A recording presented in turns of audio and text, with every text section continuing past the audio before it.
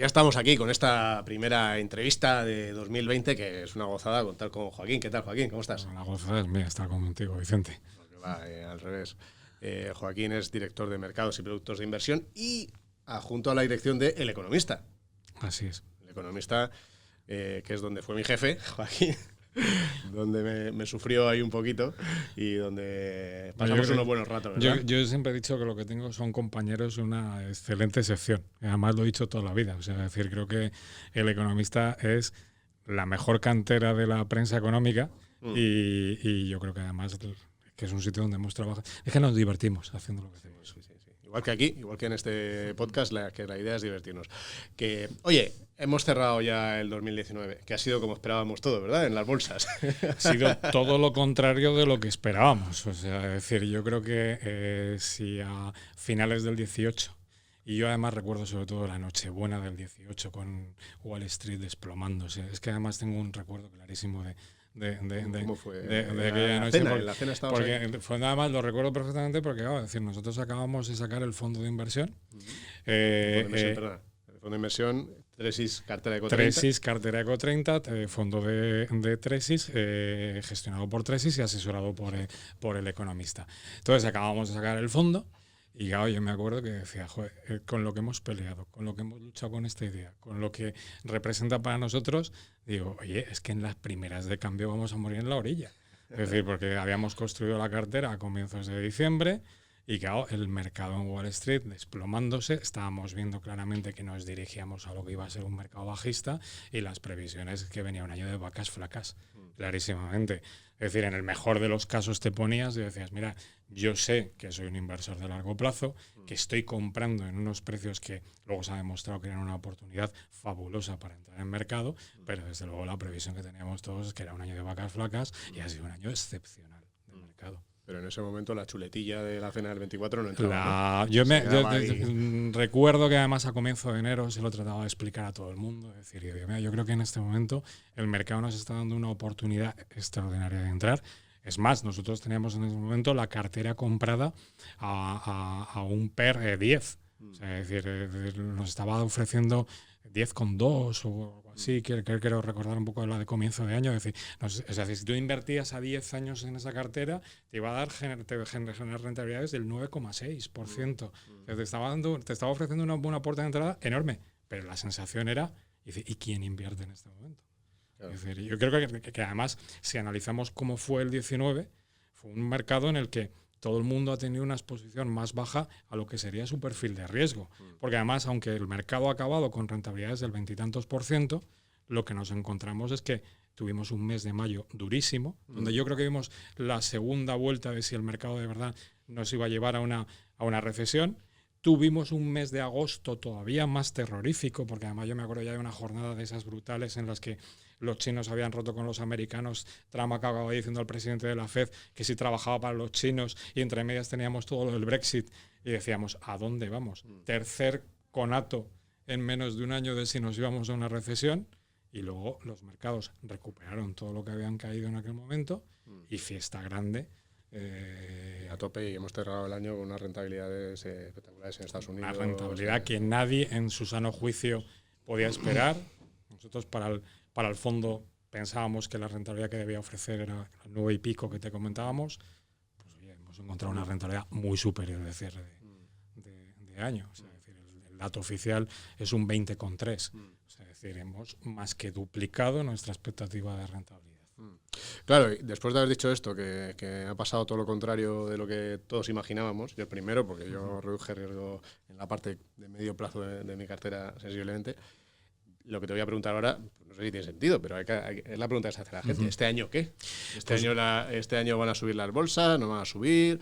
El punto este que decías antes de hace un año de, joder, oportunidad tremenda, ¿ahora es ese o ya no? O... Fíjate, yo, como estamos al final en el debate de final de ciclo finalista, que al final yo creo que esto es lo que nos hemos encontrado, ha ocurrido algo que yo creo que es muy visible. Es decir, evidentemente, si los americanos y los chinos cierran su guerra comercial como parece que está todo apalabrado, si lo que tenemos es una desaceleración que no nos va a llevar a una recesión, lo que hay que buscar es, oye, ¿qué me van a ofrecer las expectativas de beneficio de las compañías? y sobre todo empezar a pensar que incluso se puede ver un mejor comportamiento de los beneficios, sobre todo en la segunda parte del año. Aquí metemos un poco el paréntesis de lo que tenemos estos días entre manos, que es decir, claro, si evidentemente tenemos una guerra nuclear entre los iraníes y el resto del mundo con los americanos y esas cosas, pues evidentemente todo se fastidiará y no hablemos absolutamente de nada. Pero si pasamos el paréntesis de que esto solamente es una escalada ofensiva que en algún momento se parará y volvemos a la parte de cómo se van a comportar los beneficios de las compañías, pues, y sobre todo además pensando que la inversión es de largo plazo, pues oye, es verdad que tenemos un mercado mucho más caro que el que compramos a comienzos del año pasado. Es decir, en el caso, por ejemplo, nosotros del fondo, pues la cartera hoy está construida sobre un PER que es algo superior al 12%. Pues un 12% lo que me acaba diciendo es que, oye, sigo teniendo una expectativa de rentabilidad anualizada para la próxima década en torno al 8%. O sea, para la gente que no tiene ni idea de esto del PER, explicado de manera muy sencilla es esto, ¿no? Que PER 12 significaría que en 10 años, que en 10 años yo teórica voy a duplicar mi objetivo, es decir, yo voy a conseguir intentar duplicar mi rentabilidad, porque al final me va a dar una rentabilidad anualizada en torno al 8%. O sea, es decir, yo tengo que trabajar con esa expectativa. Además, para mí es una forma sencilla de decir, oye, ¿qué esperas un poco de tu fondo? Es decir, pues si el comportamiento es normal y luego los mercados tendrán todos los vaivenes esos que seremos todos incapaces de colegiar hacia dónde van. Sí, pero dices, oye, al final sabemos que la renta variable a largo plazo es una buena inversión y ¿qué debes esperar de tu cartera? Y nosotros, como construimos una cartera de valores de calidad y de valores de calidad que se compran mucho más baratos y que el mercado americano y que el mercado europeo, pues yo tengo una expectativa de rentabilidad algo más alta que si me estoy indexando. Aquí, vosotros tenéis ahí en El Economista, digo, pues publicáis una información muy buena de mercado, muchos grandes inversores contactan con vosotros para que entrevistéis a los gestores y demás y tal, ¿no? ¿Qué percibís ahí en el gran inversor, en el gran gestor de fondos internacional? ¿Qué palpito tienes de cómo ven ellos el año y qué esperan? Pues yo creo que se han tranquilizado mucho en la última parte del 19. O sea, he visto un cambio de percepción enorme. Yo recuerdo además, fíjate, hablando un poco de los estratégicos del 18, me parecía que fuera muy visual lo que hizo Renta 4. No sé si lo recordáis, pero Renta 4 hizo un señor en el estratégico del 19 que iba en una barca, iba hacia una isla, trataba de llegar a una isla, pero estaba rodeado de aletas de tiburones. Sí, los americanos, los chinos, la bandera, la aleta de los británicos, en aquel momento Italia, cuando empezó el año. Pues este año, en cómo han visualizado o cómo han querido visualizar el mercado, lo han dejado con unos charquitos. Es decir, pues sí, habrá sustos, es decir, pero pensamos que vamos a tener un año de mucha menos volatilidad, y yo siempre digo que la volatilidad es buena, porque yo creo que al final lo que se trata es, hay que comprar en los socavones que te va a dejar el mercado. Posiblemente no hay que entrar en los momentos altos, pero sí que aprovechar las caídas que se producen, porque es cuando estás comprando mejor los beneficios. Y sí que veo a la gente en decir, oye, no hemos llegado, es decir, si realmente se cumplen las expectativas de beneficio de los mercados, no estamos hablando de bolsas tremendamente caras. Y sobre todo es que estamos hablando de que hoy no tienes alguna alternativa en rentabilidad como te pudo ocasionar la renta fija el año pasado. Pensar un poco que decir, oye, los perfiles moderados y prudentes el año pasado sin hacer nada, y si no, que se lo hagan ver en el producto que han estado invirtiendo, debían hacer entre un 5 y un 10% de rentabilidad. Porque claro, nos encontramos un año extraordinariamente positivo de renta fija. Eso no se va a producir este año. Con lo cual las alternativas de inversión, oye, ahora que estamos viendo el punto de tensión por el foco entre los iraníes y los americanos, el oro, ¿se han dado cuenta lo que ha subido el oro desde diciembre? Y los fondos de oro, que ya era un refugio de mucha gente que decía cambio bolsa por activos de oro. Llevamos subidas que seguramente en muchos fondos el último mes son del 10%. De hecho, tenemos una pregunta también sobre el oro que nos ha llegado por WhatsApp, que luego tocará a Carmen en su sección. Pero mira, hablando de preguntas, tenemos una que te la voy a poner, porque cuando nos llegó por un audio, dijo, pues Joaquín, perfecto, y además por los motivos que ahora vas a ver. Vamos a escuchar la pregunta que nos llegó por WhatsApp. Hola, buenos días, Vicente, ¿qué tal? Bueno, aprovechando el último podcast que subisteis, pues os quiero mandar una pregunta, o más bien sobre si podéis hacer algún tipo de recomendación sobre las acciones del Banco Santander, que en este caso parece que están mucho en auge. Cerraron el año con un valor acción de 3,76 euros y tienen un precio objetivo de 6 euros. No sé qué os parece invertir, parece que se está diciendo, entre comillas, que se está poniendo muy de moda. Y bueno, tengo pensado invertir un dinero, pero quería preguntaros antes qué os parece esta idea. Muchas gracias y a tope con el programa. Un saludo. Joaquín Santander, ¿por qué decía yo Porque que es eres el ideal para responder a esta pregunta? Es evidente porque es el único valor español que tenemos en una cartera que nosotros calificamos de valores de calidad internacional y que además, sobre todo, con una diversificación sectorial que creemos que es muy correcta. Entonces, es decir, Santander es el único valor que tenemos español en cartera. ¿Por qué lo tenemos?